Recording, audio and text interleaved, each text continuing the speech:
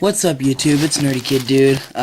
This is a video that I thought of. It's not exactly a new segment, but it is a video that I thought about doing. It's basically some cards to help you guys. It's basically a video to help you guys out. So it's just some great cards that are for your Yu-Gi-Oh! Side deck. So in my opinion, it's always good to side a Cyber Dragon. Cyber Dragons, they're good for when your opponent goes for like OTKs and stuff like that. So like when they clear your field and you're still alive, you can summon Cyber Dragon, and he's just the gateway to great combos. Another side deck card I like is Kaiku, the Ghost Destroyer. So basically, he hurts everything that needs the graveyard. So you do damage and you hurt Dark Worlds. You hurt Lightsworns, you hurt a bunch of stuff. You hurt Inzectors. So basically, when he does damage, you remove up to 2 cards from your opponent's graveyard. So basically, and then also his other ability is that your opponent cannot remove from play cards cannot be removed from play. So it stops that Chaos build. So no Chaos Sorcerers, no BLS, nothing. Another great card is Effect Veiler. If you're not maining this, by now, the way the formats have been going, I would definitely recommend maining them. I main 2 in my Lightsworn, so they're Effect Veilers are really great. 2 DD Crows. It's basically like a mini Kaiku that you don't need to do damage with. So he removes from play a certain card, so you can mess up Avarice or Beckoning Light or Monster Reborn or whatever because their target's not there anymore. The DD Crow completely ruins it. So DD Crow is actually a really good card. I really like to side Electric Viruses. You can take control of a dragon or a machine monster, but the machine part doesn't really help me as much.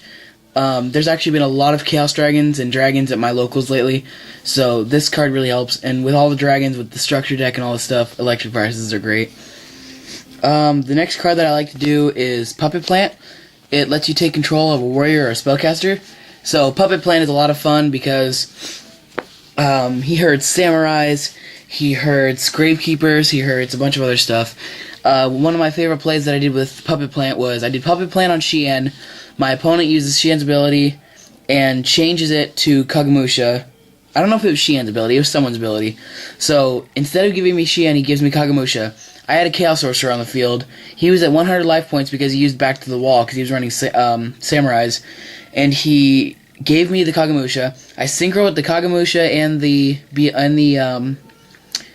Chaos Sorcerer, synchro for 8, go into Thought Ruler, and then run over Grandmaster for game. So that was a really cool play, and that was a lot of fun.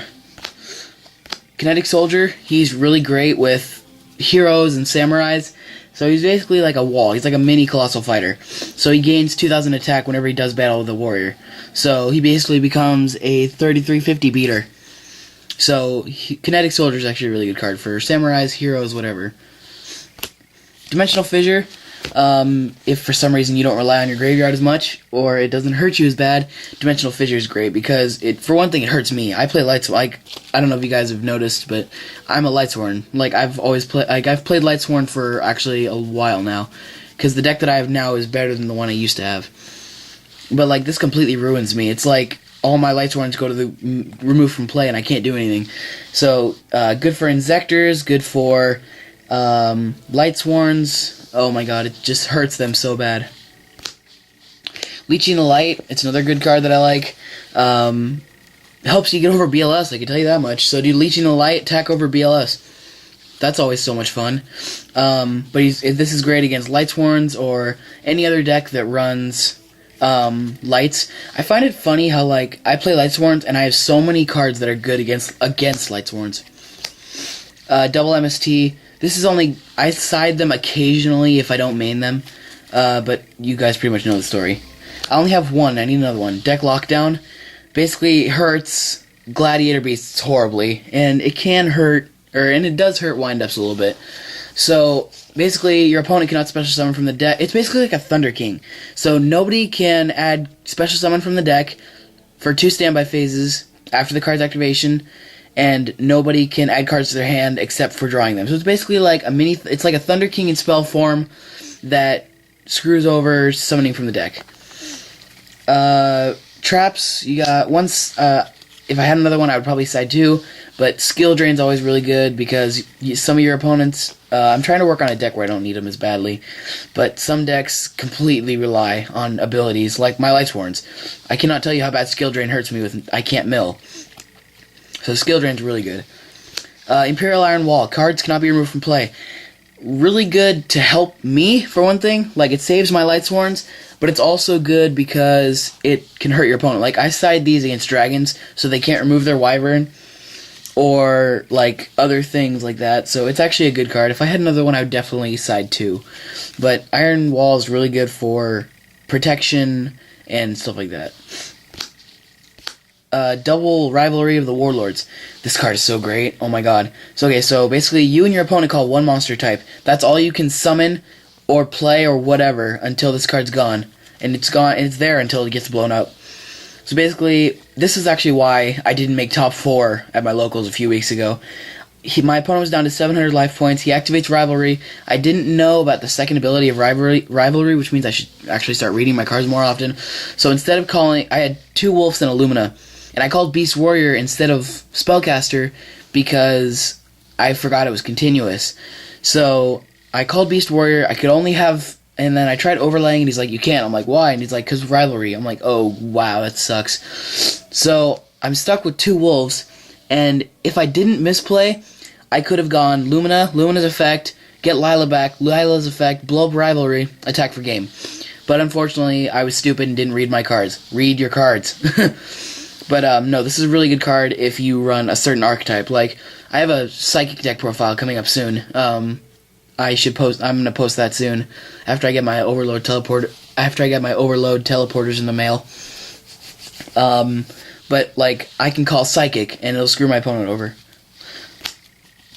Light Imprisoning Mirrors, screws over light abilities, so stops Chaos Agents, stops Lightsworns, whatever else. It's just really good. 2 Royal Decree. If your deck is a low trap count, it's really good. So, like, what I did one time was I run 1 Beckoning and 1 Solemn Judgment. So I sided those 2 out and put in Royal Decrees. And that actually worked out pretty well. I think I ended up winning that game. So that was actually pretty good. And finally, double Crevice into a different dimension. You call an attribute and you remove 2, I think it's 2 or up to 2. Yeah, you remove 2 monsters from your opponent's grave with that attribute.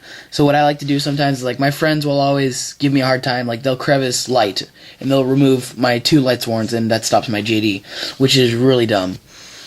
And then what happens is, like, one time I Creviced Aqua against my friend who plays Frognarks. I think his YouTube name is MegaGod555. Go check him out. But, like, I Creviced Aqua one time, and I removed his Ronin Totem and his only Treeborn Frog that was in the graveyard, and I eventually attacked for game. So Crevice is really mean. So yeah, that's pretty much. Those are some great cards for your Yu-Gi-Oh side decks. So if you want, just go ahead and side them in. These are great side deck cards. Just remember, you have to know your opponent. Remember to read your cards.